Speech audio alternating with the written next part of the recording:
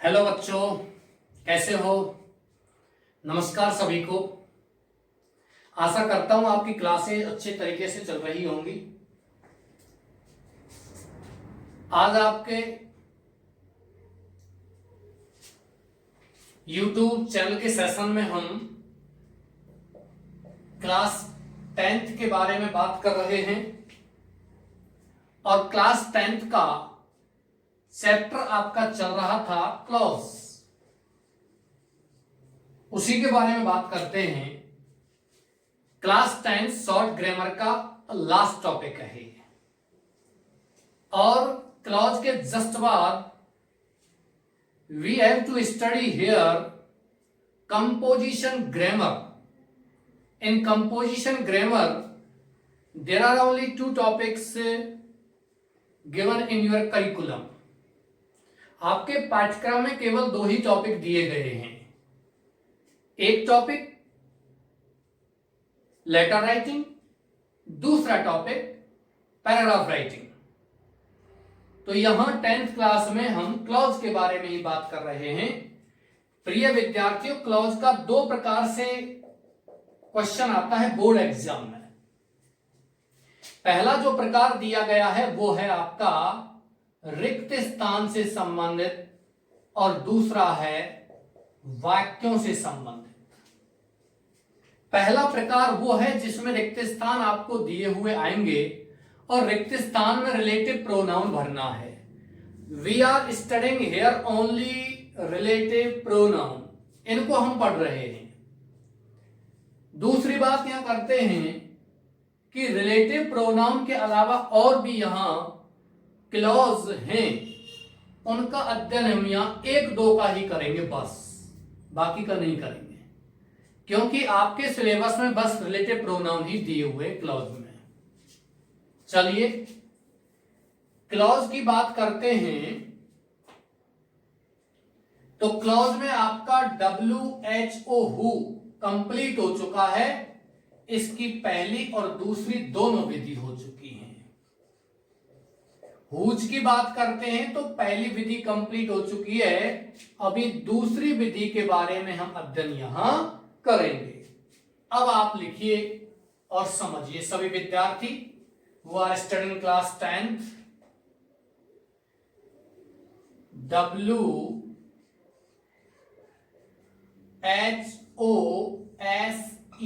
WHOSE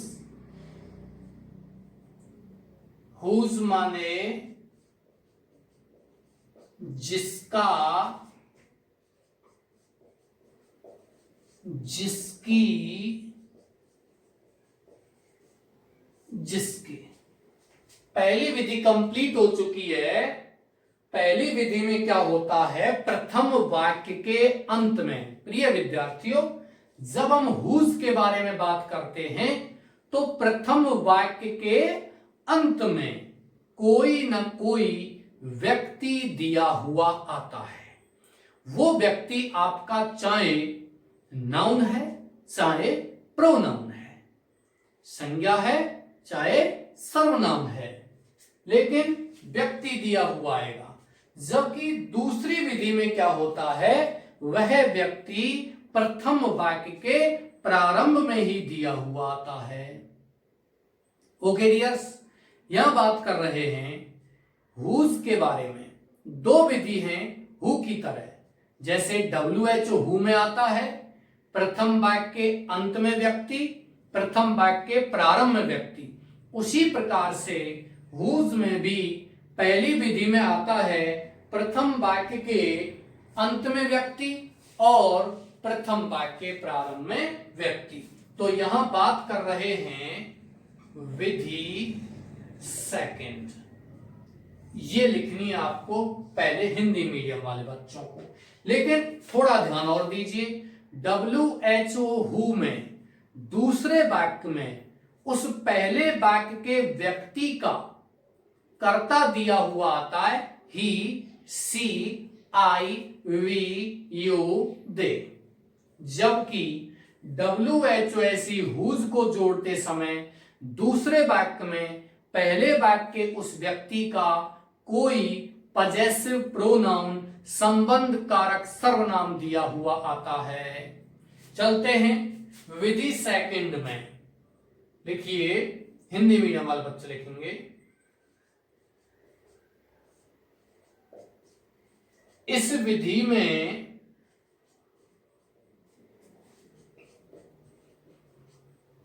प्रथम वाक्य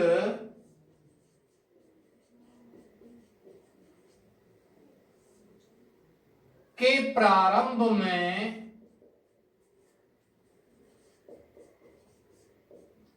कोई व्यक्ति, पर्सन, अब पर्सन नाउन का हो चाहे प्रोनाउन का हो, आता है।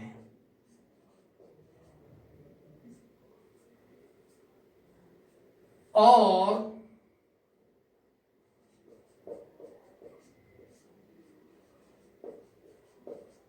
दूसरे वाक्य में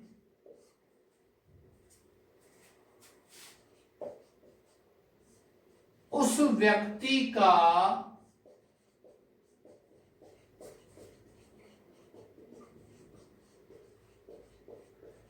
पजेसिव प्रोनाउन, कोष्टक में लिखिए संबंध कारक सर्वनाम।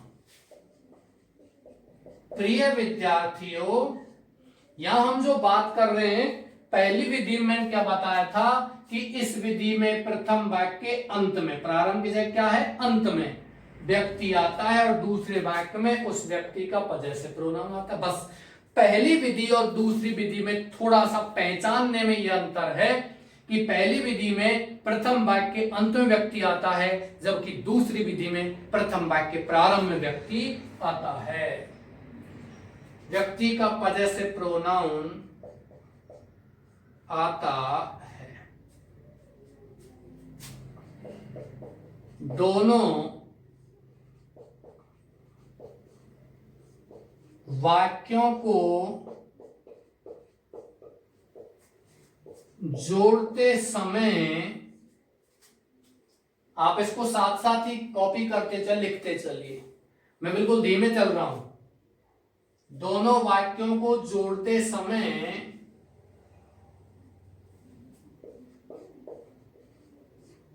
प्रथम वाक्य के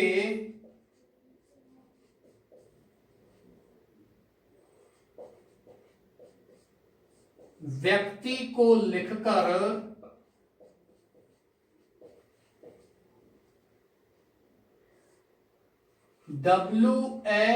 WHOSE whose लगाते हैं।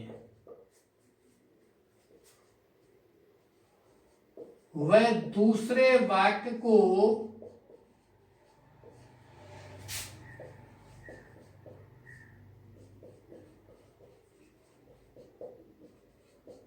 पजेसिव प्रोनाउन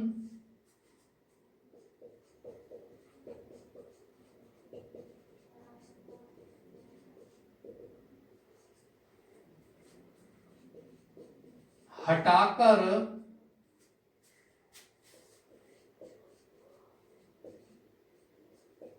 लिखते हैं, वह अंत में प्रथम वाक्य के शेष को भी लिखते हैं। प्रिय विद्यार्थियों, इसके बारे में हम बात करेंगे, लेकिन पहले थोड़ा समझिए कहना क्या चाह रहा है। आपको ऐसे वाक्य दिया हुआ आएगा। ओके डियर्स, नजर आ रहा है आपको ये मैं क्या लिख रहा हूं? ये दो पंक्तियों का मतलब है दो सेंटेंस है, यहां नजर आ रहा है आपको? दो सेंटेंस ये दिए हुए हैं। तो इनमें क्या होता है, दूसरी विधि की बात कर रहा हूं मैं। दूसरी विधि में प्रथम वाक्य के प्रारंभ में यहां कोई पर्सन दिया हुआ आएगा, व्यक्ति आएगा, और दूसरे वाक्य के प्रारंभ में क्या आएगा? पजेसिव प्रोनाउन, संबंध कारक सर्वनाम, यानी कि इस व्यक्ति का है। मान के चलिए यहां कोई व्यक्ति आ गया स्त्रीलिंग, तो यहां क्या आएगा? हर। यहां कोई व्यक्ति आ गया पुरुष, यहां क्या आएगा? हिज। यहां बहुवचन आ गया, चाहे स्त्री चाहे पुरुष, क्या आ गया? देयर। यहां यू है, यू व्यक्ति होता है सर्वनाम के रूप में, यहां क्या आएगा? यूर। यहां आई है, यहां क्या आएगा? माई। यहां आपका ही है, यहां क्या आएगा? हिज। यहां आपका सी है, यहां क्या आएगा? हर। ऐसे आएगा। अब आपको क्या करना है, जब दोनों वाक्यों को जोड़ेंगे तो इस व्यक्ति को, इस पर्सन को लिखेंगे, इस पर्सन को यहां लिख देंगे नंबर 1 पर। फिर क्या लगा देंगे? हुज। और फिर इसको हटाएंगे पजेसिव प्रोनाउन को, और दूसरे वाक्य के इस शेष को लिख देंगे तीसरे नंबर पर, और चौथे नंबर पर इस वाक्य के शेष को लिख देंगे। आगे समझ में? पहले नंबर पर यह व्यक्ति, दूसरे नंबर पर हुज, तीसरे पर इस पजेसिव प्रोनाउन को हटाकर दूसरे वाक्य के शब्द, और चौथे पर प्रथम वाक्य के बचे हुए शब्द। इस प्रकार से आपको बनाना है जैसे दूसरी विधि में आपने WHO हु का बनाया था। लेकिन फर्क यह है कि हु में हम पजेसिव प्रोनाउन को न हटा करके हम कर्ता को, सब्जेक्टिव प्रोनाउन को हटाते हैं। इसको पढ़ता हूं, फिर इंग्लिश मीडियम वाला लिखाना है। इस विधि में प्रथम वाक्य के प्रारंभ में कोई व्यक्ति नाउन या प्रोनाउन आता है, और दूसरे वाक्य में उस व्यक्ति का, दूसरे वाक्य में और लिख लीजिए, दूसरे वाक्य में उस व्यक्ति का पजेसिव प्रोनाउन संबंध कारक सर्वनाम, पजेसिव प्रोनाउन का मतलब संबंध कारक सर्वनाम आता है। दोनों वाक्यों को जोड़ते समय प्रथम वाक्य के व्यक्ति को लिखकर हम क्या लगाते हैं? हुज। वह दूसरे वाक्य को पजेसिव प्रोनाउन हटाकर, हिज, हर, माई, आवर हटाकर लिखते हैं। वह अंत में प्रथम वाक्य के शेष को भी लिख देते हैं।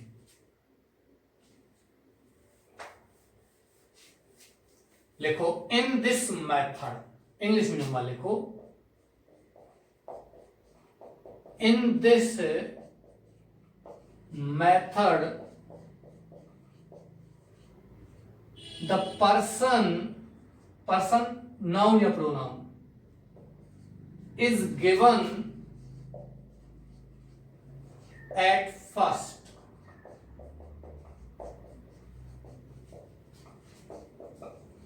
in the first sentence, and the second sentence,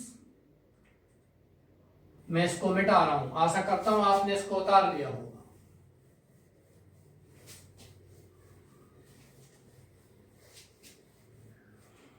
And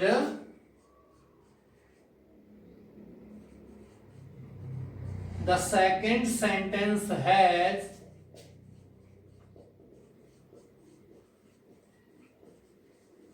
possessive pronoun of the person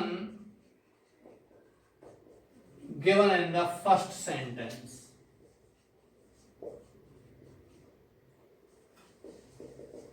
While connecting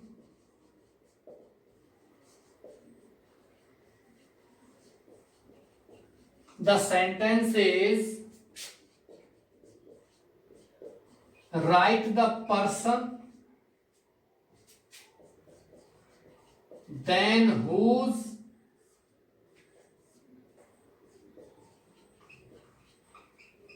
then remove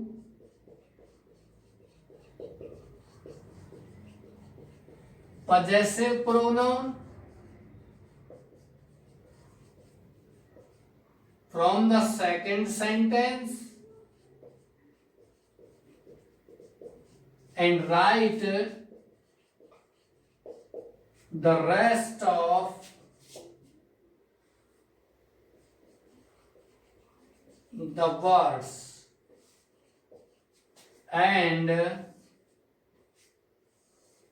then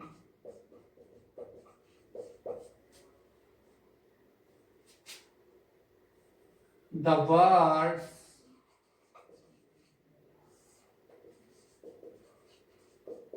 given in the first sentence, ये लिखना है। मैंने अंडरलाइन कर दिया है, आपको क्या क्या लिखना है। हिंदी समझिए क्या समझाना चाह रहा है।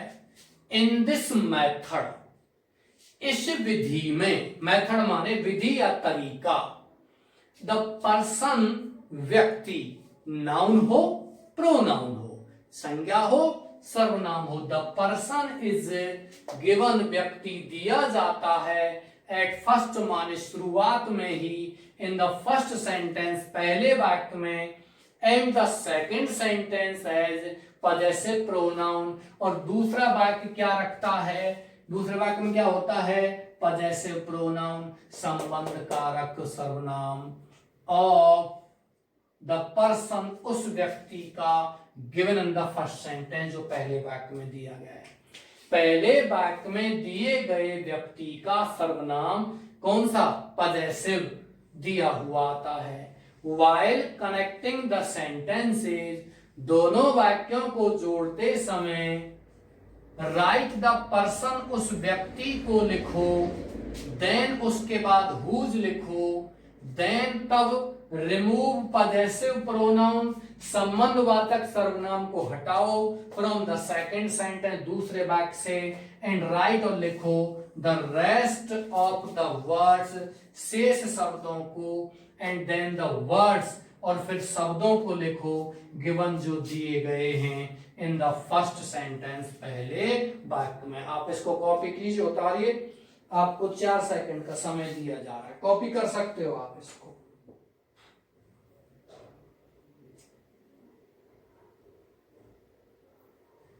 ओके डियर्स, मुझे लगता है आपने इसको कॉपी कर लिया होगा, उतार लिया होगा, या वीडियो को पॉज करके स्क्रीनशॉट ले लिया होगा, बाद में उतार सकते हैं। पढ़िए, आप मेहनत कीजिए, पढ़ना आपको ही पड़ेगा। हाँ, समस्याएं आती हैं, बिल्कुल पढ़ते हैं, उन बच्चों को समस्याएं आती हैं, नहीं पढ़ते उनको समस्याएं किस प्रकार की आएंगी, वो पढ़ ही नहीं रहे तो समस्याएं किनको आएंगी, जो पढ़ रहे हैं। The students who are studying, they will face the problems, उनको समस्याओं का सामना करना पड़ेगा, और पढ़ ही नहीं रहे तो कोई समस्या ही नहीं है। आपका एक चैप्टर दिया हुआ है कक्षा 10 में, पहला ही है पोएट्री का रिस्क जेने ट्रेंड की, रिस्क माने जोखिम। उसमें कवि जेने ट्रेंड कहता है कि जीवन की प्रत्येक चीज में जोखिम है, हंसने में भी जोखिम है, रोने में भी जोखिम है, आप किसी के पास जा रहे हो उसमें भी जोखिम है, आप एग्जाम दे रहे हो उसमें भी जोखिम है, आप आशा कर रहे हो उसमें भी जोखिम है, सारी चीजों में। Everything in the life has some type of risk according to the poet. कवि के अनुसार जीवन की प्रत्येक चीज में क्या है, जोखिम है। But at last he says, लेकिन अंत में वो क्या कहते हैं कि जोखिम नहीं लेना सबसे बड़ा जोखिम है। तो ये जोखिम आपको लेना पड़ेगा स्टडी का। यदि आप जोखिम नहीं लेते हो, रिस्क नहीं लेते हो, तो आगे नहीं बढ़ पाओ। चलते हैं, देखिए मैंने यहां कुछ सर्किल किए हुए हैं, घेरा किए हुए हैं यहां, इनसे आपको पता लगा लिखना क्या है। देखो, पहले वाक्य के व्यक्ति को लिखो, फिर हुज लिखो, फिर दूसरे वाक्य के बचे हुए शब्दों को लिखो पजेसिव प्रोनाउन हटाकर, फिर पहले वाक्य के बचे हुए शब्दों को लिखो। मैं यहां आपको उदाहरण लिख रहा हूं।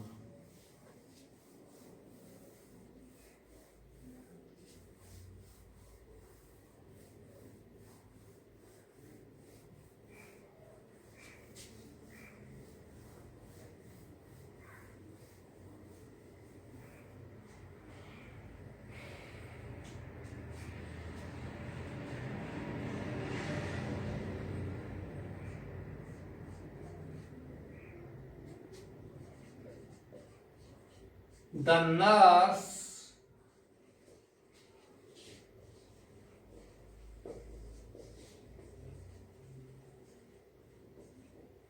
has come from Hyderabad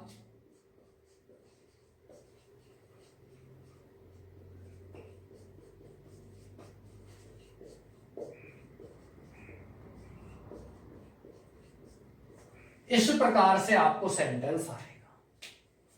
the nurse has come from Hyderabad. वह नर्स, नर्स माने परिचारिका, परिचारक, औपचारिका, कुछ भी कह सकते हो। ऐसा नहीं है कि नर्स जो होती है वो महिला ही होती है, ऐसा नहीं है। नर्स माने नर्स करने वाला व्यक्ति, नर्सिंग जो करता है ना, उसको नर्स कहते हैं। वो पुरुष भी हो सकता है और वो स्त्री भी हो सकती है। हम क्या जनरल वे में समझते हैं जो स्त्री होती है वो नर्स होती है, ऐसा नहीं है। कंपाउंडर होते हैं वो पुरुष होते हैं, ऐसा नहीं है। कंपाउंडर स्त्री भी हो सकती है। कंपाउंडर का मतलब ऐसा व्यक्ति जो कंपाउंड की जानकारी रखता है, जो कंपाउंड्स होते हैं, साल्ट होते हैं, यौगिक होते हैं, उनकी जानकारी रखता है, उसको कंपाउंडर बोलते हैं। और नर्स उपचारिका, उपचारक, परिचारिका, सेवा करने वाली। The nurse has come from Hyderabad. Nurse कहां से? हैदराबाद से। Her dress is of blue colour. उसका जो पोशाक है वो कैसे रंग की है? नीले रंग की। किससे जुड़वा रहा है? हुज से। एक सेंटेंस और लिख रहा हूं यहां।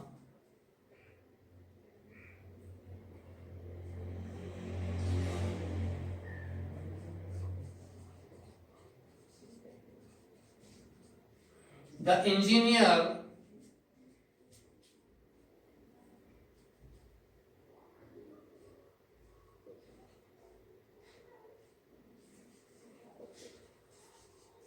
is going to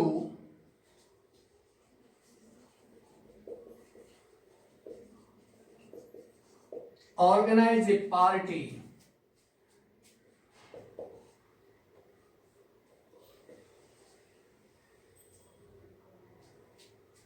his son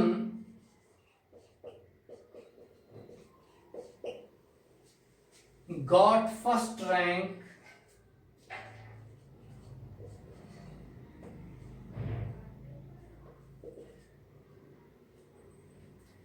in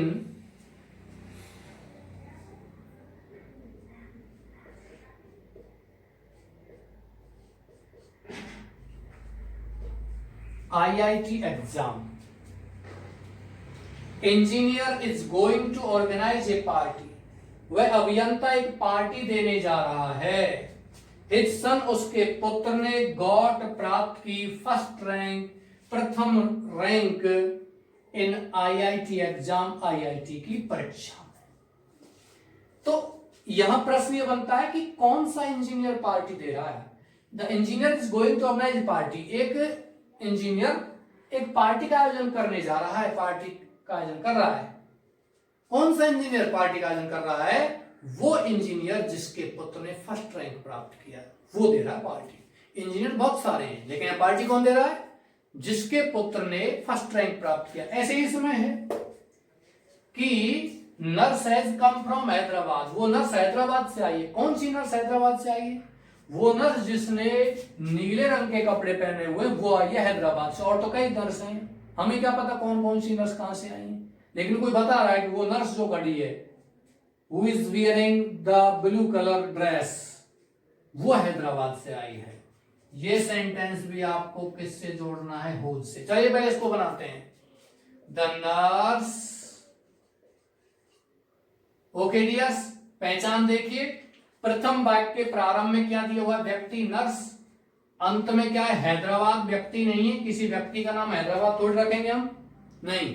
और रखेंगे भी, मान लो किसी व्यक्ति का नाम हैदराबाद रख भी देते हैं, तो ये क्या है कि व्यक्ति के पास से नर्स थोड़ी आई है, हैदराबाद से। ये तो स्थान को बता रहा है। दूसरी बात, इसमें जो हर शब्द आया हुआ है वो नर्स के लिए आया हुआ है, हैदराबाद के लिए नहीं आया हुआ। मान के चले किसी व्यक्ति का नाम हैदराबाद रख भी लेते हैं तो भी आपको कोई फर्क नहीं पड़ेगा। क्यों? मैंने बताया था कि दूसरे वाक्य में जो एक पजेसिव प्रोनाउन आएगा ना, ये पजेसिव प्रोनाउन उस व्यक्ति का आएगा जो प्रथम वाक्य में दिया गया है। अब देख लो आप, हर नर्स के लिए है या हैदराबाद के लिए? नर्स के लिए है। तो सबसे पहले आप क्या लिखोगे, द नर्स, फिर क्या लिखोगे, हुज, WHOSE। फिर आप प्रथम वाक्य में से हर को हटा दोगे, क्या लिखोगे, सॉरी, दूसरे वाक्य में से हर को हटा दोगे, क्या लिखोगे, the nurse whose dress is of blue colour. अब प्रथम वाक्य का शेष क्या बच गया, हैज कम फ्रॉम हैदराबाद। आप चाहो तो इसमें एक कॉमा लगा सकते हो, कहां, the nurse whose dress is of blue colour, यहां कॉमा लगा कर लिख सकते हो, हैज कम फ्रॉम हैदराबाद। आप चाहते हो तो 3 कॉमा लगाना चाहते हैं तो कैसे लिखोगे, द नर्स हुज, कॉमा लगा दीजिए, has come from Hyderabad, dress is of blue. 2-3 बार लिखना पड़ेगा आपको, फिर गलत हो जाएगा, आपको नहीं लिखना है। ओके डियर्स, नीचे वाला सेंटेंस की बात करते हैं तो सबसे पहले क्या लिखेंगे, द इंजीनियर, इसको लिखेंगे, शुरुआत में दे रखा है engineer is going to organise a party. Party तो व्यक्ति है नहीं, व्यक्ति कौन है, इंजीनियर, द इंजीनियर। फिर क्या लिखेंगे, हुज, क्योंकि दूसरे वाक्य में क्या दिया हुआ, हिज, हुज से जोड़ेंगे, द इंजीनियर हुज, और फिर क्या लिखेंगे, सन got first rank in IIT exam is going to organize a party। ध्यान रखना, ये जेड के बारे में ध्यान रखना, ORGANIZD के अलावा NISE ये भी सही है। आप सभी विद्यार्थी that belong to Hindi medium और English medium copy the sentences और pause the video and take a screenshot।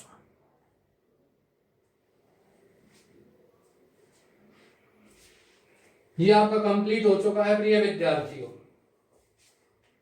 यहां से आगे हम बात करते हैं अगला, WHOM, होम। W बस इनमें ही समय लगेगा, बाकी WHOM होम समाप्त होने के बाद फिर टाइम नहीं लगेगा। मैंने कल भी आपको बताया था, हु, हुज और हुम, इन तीनों में ही आपको समय लगेगा, क्योंकि ये 3 ही ऐसे पजेसिव प्रोनाउन हैं जो व्यक्तियों के लिए आते हैं। बाकी अन्य सभी पजेसिव प्रोनाउन का प्रयोग केवल अकेले अकेले में ही होता है। ओके डियर्स, मिटा दो इसको।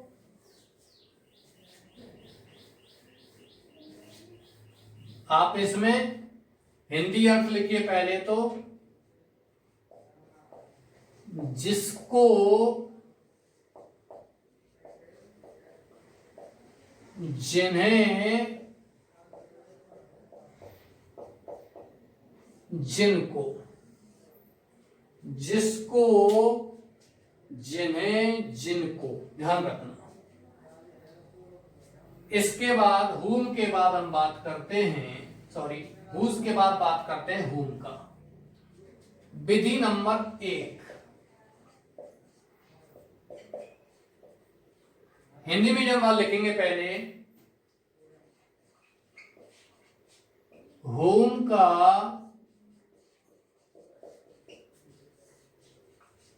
प्रयोग भी व्यक्तियों के लिए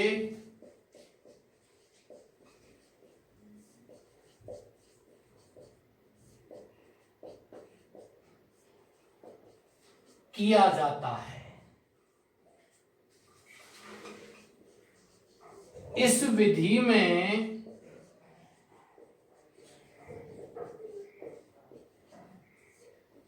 प्रथम वाक्य के अंत में, प्रथम वाक्य के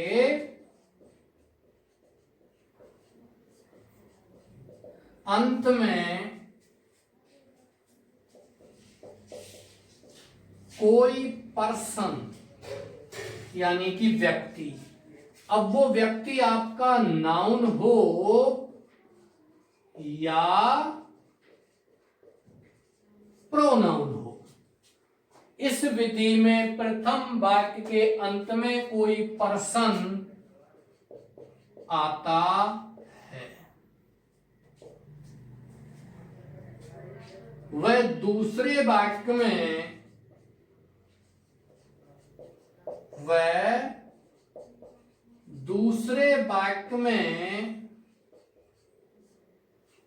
उस पर्सन का यानी उस व्यक्ति का ऑब्जेक्ट कर्म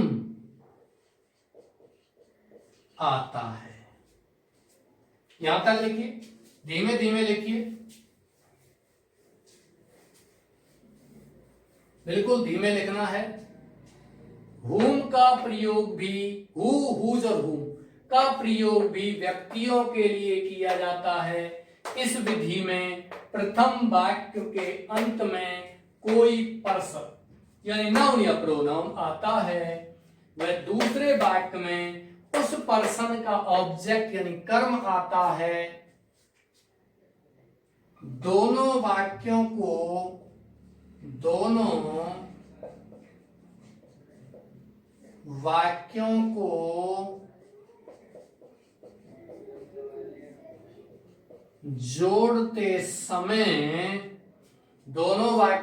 जोड़ते समय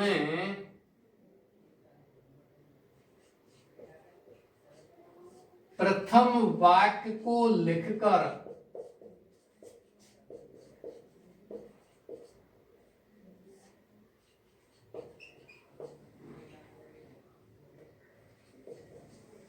उस व्यक्ति के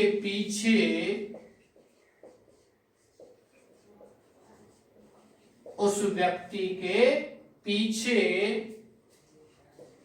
WHOM whom लगाते हैं। वह दूसरे वाक्य से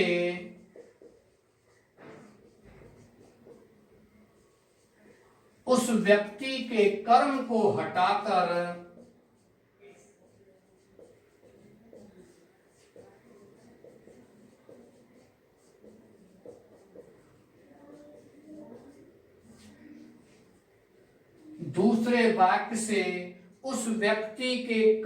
हटाकर उसे भी लिखते हैं। दूसरे वाक्य में से क्या हटाना है? उस व्यक्ति जो पहले वाक्य में दिएगा उसका कर्म हटाना है और फिर उस वाक्य को भी लिख देना है। प्रिय विद्यार्थियों, ये जो डेफिनेशन है, the definition I have written here on the white board, you have to write the definition, have to be written only to the students who belong to Hindi medium। उन विद्यार्थियों को लिखना है ये डेफिनेशन, ये वाली और ये सभी जो हिंदी मीडियम से बिलोंग करते हैं। नाउ इंग्लिश मीडियम वाले बच्चे यहां लिख सकते हैं WHOM होम के बारे में। पहले हिंदी मीडियम वाले बच्चे लिखो इसको और इसको कॉपी कीजिए, उतारिए। इंग्लिश मीडियम वाले बच्चों को मैं लिखाता हूं यहां क्या क्या आपको लिखना है। ओके डियर्स, चलते, मिटा रहा हूं इसको।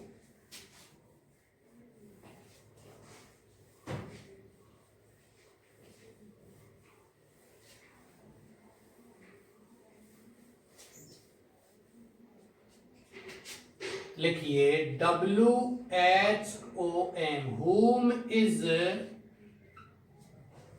also used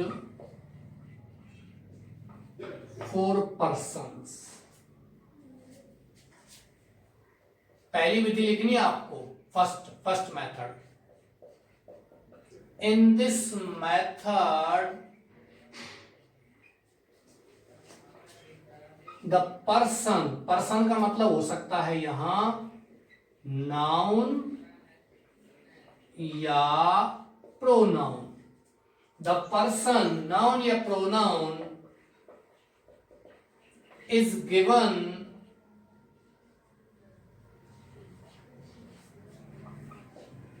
at the last of the first sentence and the second sentence and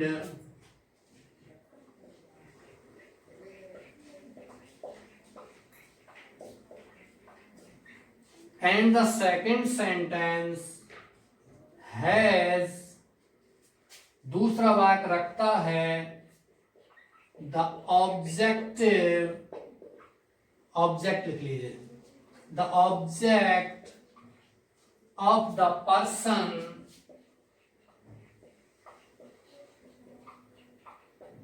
given in the first sentence.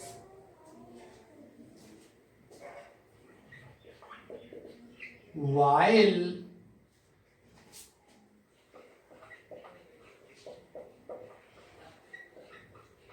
connecting the sentences, वाक्यों को जोड़ते समय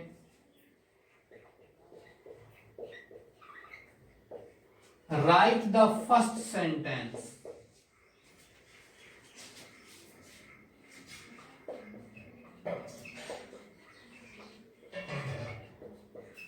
Then write whom just after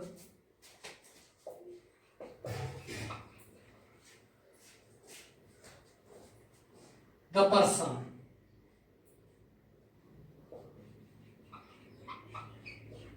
Remove the object of the person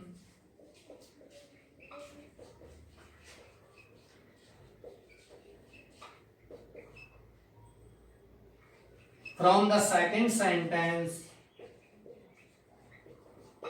and write it also.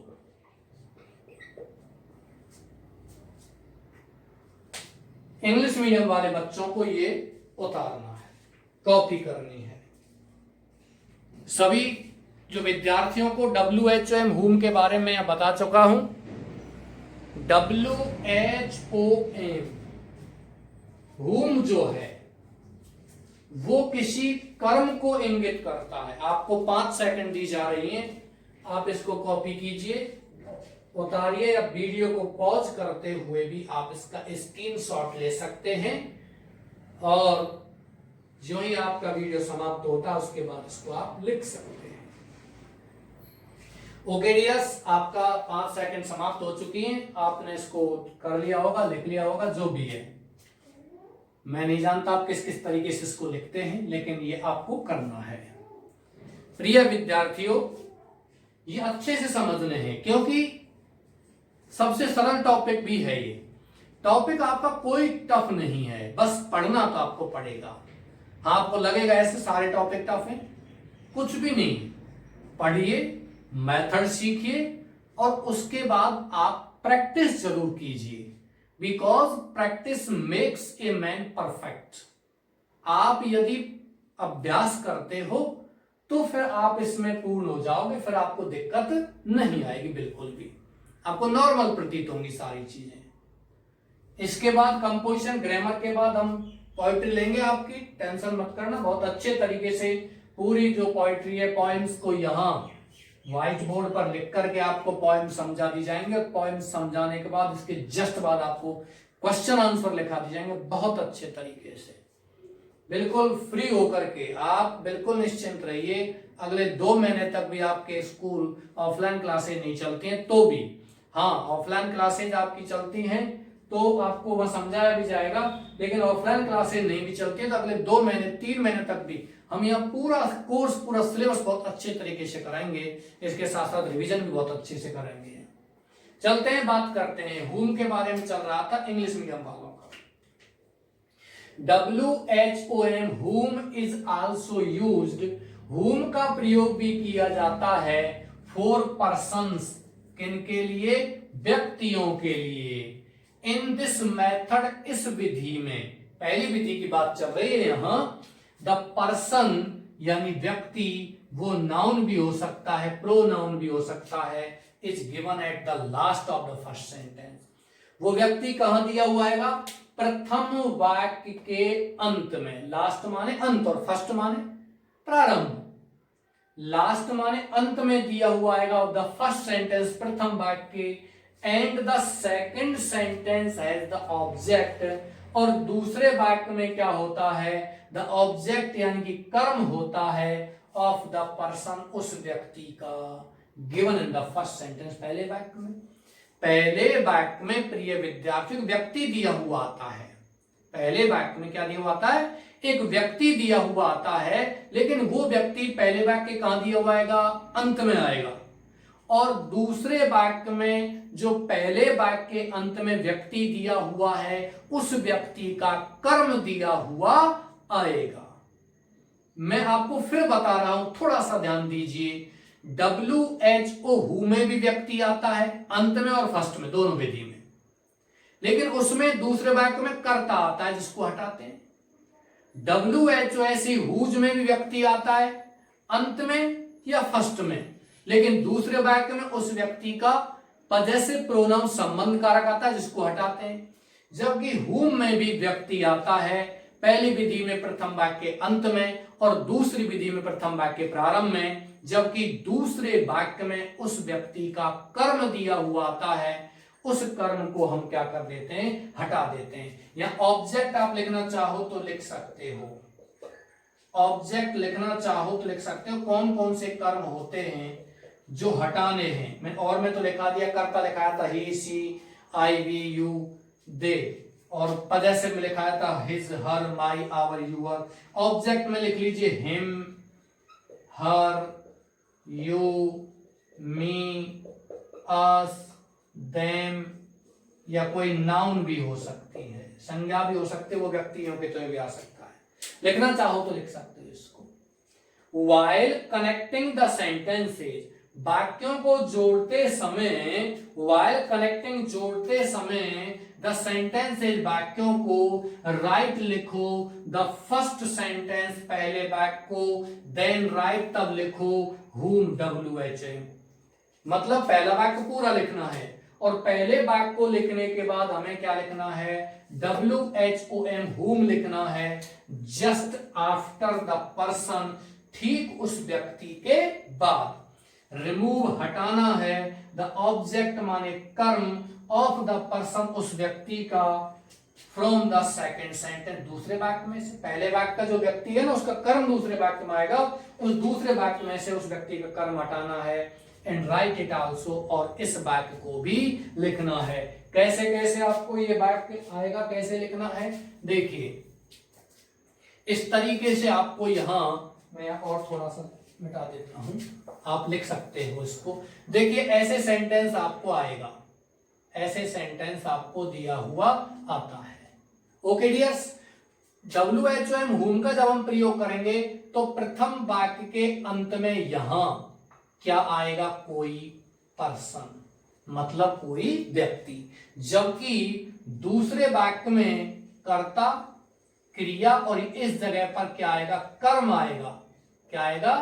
कर्म, यानी कि object. किसका object आएगा? इस व्यक्ति का ऑब्जेक्ट आएगा। आपको क्या लिखना है? पहला सेंटेंस ऐसे कैसे ही लिख देना जैसे ये लिखा हुआ है, और यहां पहले सेंटेंस में क्या आएगा? पर्सन आएगा अंत में, यह ही दिया हुआ है। इसके बाद हम क्या लिख देंगे? WHOM whom, और फिर दूसरा वाक्य भी लिख देंगे, लेकिन दूसरे वाक्य में से इस कर्म को क्या कर देंगे?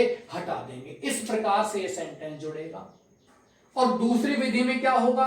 दूसरी विधि में ये जो व्यक्ति है ये अंत में न आकर के फर्स्ट में आएगा, और यहां कर्म दिया हुआ ही आएगा। आपको क्या करना है? ये व्यक्ति लिखना है, whom लिखना है, कर्म को हटा के दूसरा वाक्य लिखना है, फिर प्रथम वाक्य लिखना, ऐसे लिखना। वही जो who, whose और whom तीनों प्रकार का आपका जो मैंने बताया था, लिखाया था, who और whose की जो विधियां लिखाई थी, who और whose दोनों ही विधियों की तरह आपको भी WHOM whom की विधि में भी यही आता है। आप सभी को इसमें दोनों विधि लिखानी है। पहली विधि whom की कंप्लीट हो चुकी है, इसके कुछ उदाहरण लिखने हैं। whom की सेकंड विधि भी वैसी ही है जैसी who और whose की है, लेकिन who और whose में से कर्ता और पजेसिव प्रोनाउन हटाने हैं, जबकि whom में से क्या हटाना है, ऑब्जेक्ट हटाना, कर्म हटाना है। आपको WHOM whom की सेकंड विधि और whom के कुछ एग्जांपल्स उदाहरण हैं वो कल करवाए जाएंगे, यानी कि नेक्स्ट सेशन में, नेक्स्ट क्लास में करवाए जाएंगे। इसी के साथ मैं आशा करता हूं आपने इसको उतार कॉपी कर लिया होगा। इसी के साथ मैं आज की क्लासें समाप्त करता हूं। आशा करता हूं आप सभी विद्यार्थियों की क्लासेस बहुत अच्छी तरीके से समझ में आ रही होंगी और अच्छी तरीके से आपका स्टडी गोइंग वेल चल रहा होगा, मैं इसकी आशा करता हूं। इसी के साथ ये क्लास समाप्त होती है। धन्यवाद।